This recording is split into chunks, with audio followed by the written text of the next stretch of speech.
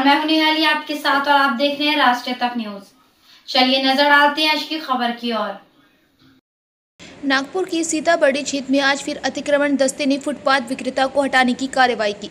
इस कार्रवाई का विरोध करते हुए विक्रेताओं ने दस्ते को घेर लिया। मौके पर भारी पुलिस बंदोबस्त तैनात रहा। दोनों पक्षों में बहसबाजी का माहौल बना। इसी बीच विधायक विकास ठाकरे पहुंचे और विक्रेताओं की ओर से मध्यस्थ की भूमिका निभाई।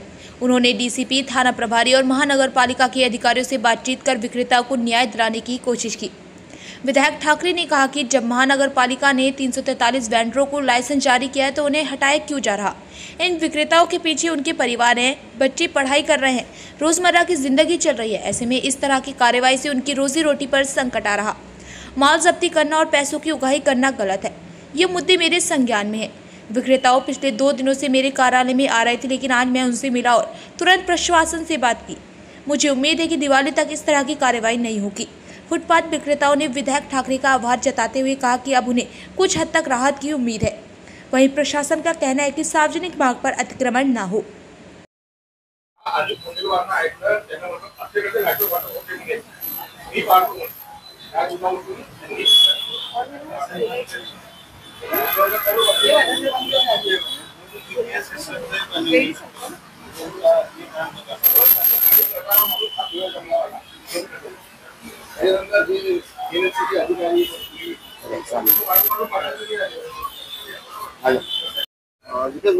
डीसीपी झोनला हॉकर्स वरून येणं केलाय, काय बोलणं झालंय डीसीपी साहेबांसोबत, काय सांगा? असं आहे, बर्डीचे हे 78 हॉकर्स आहे ज्यांचा जो महानगरपालिकेचे लायसन्स आहे ना, मागच्या अनेक वर्षांपासून ते तिथे व्यवसाय करतात।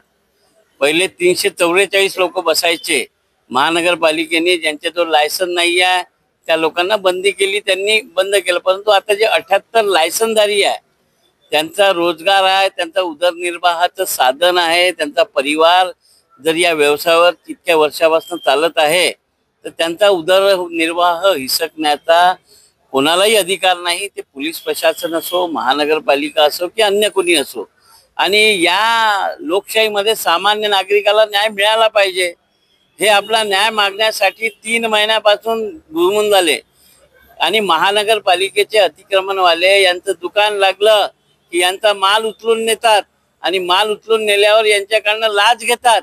10,000 5,000 घेतले की यांचा माल हातात, म्हणजे आणलेलं सामान विकले जात नाही आणि खिशात असलेले पैसेही महानगरपालिकेच्या त्या अतिक्रमण विभागाच्या लोकांना द्यावं लागते। आणि याच्या विरोधात या लोकांमध्ये रोष होता। यांचं शिष्टमंडळ काल माझ्याकडे आलं आणि ते 2 तास माझ्याकडून झालंच नव्हतं, म्हणून मी त्यांना सांगितलं होतं की उद्या आपण पोलीस प्रशासनाशी भेट घेऊ की पोलीस प्रशासन का बरं या दुकानदारांना बसू देत नाही। कारण की यांचा जो लायसन्स आहे, लायसन्स असणाऱ्या व्यक्तीला नसेल बसू देत तर मग कोणी बसायचं। आणि हॉकर्स नागपुरातच नाही तर मुंबई, दिल्ली या भारतातल्या प्रत्येक शहरामध्ये प्रत्येक महानगरपालिकेने हॉकर्सला लायसन्स दिलेले आहे। परंतु हा यांच्यावर होणारा अन्याय आहे। यांचे ठेले जप्त केले जातात, ठेले जप्त करून जेसीबीच्या पंजानी तोडून टाकले जातात ताकि यांनी बिझनेसच नाही करावा। यांनी जायचं, मग सरकारने यांना नोकऱ्या द्यायला पाहिजे कुठेतरी। जर तुम्ही यांना उपासमारीची वेळ आणणार आणि या नागपुरातलं वातावरण खराब होईल, त्याचा जबाबदार कोण राहणार आहे। म्हणून आम्ही इथे आज उपायुक्तांशी भेटलो। उद्या परवा आम्ही राज्याचे पालकमंत्री आहे नागपूरचे, त्यांच्याशी भेटू। वेळ आल्या तर मुख्यमंत्र्यांशी भेटू आणि या सामान्य नागरिकांच्या हिताचा प्रश्न सोडवण्याचा प्रयत्न करू। फिलहाल खबरों में इतना ही। बाकी खबरों के लिए देखते रहिए राष्ट्रीय तक न्यूज।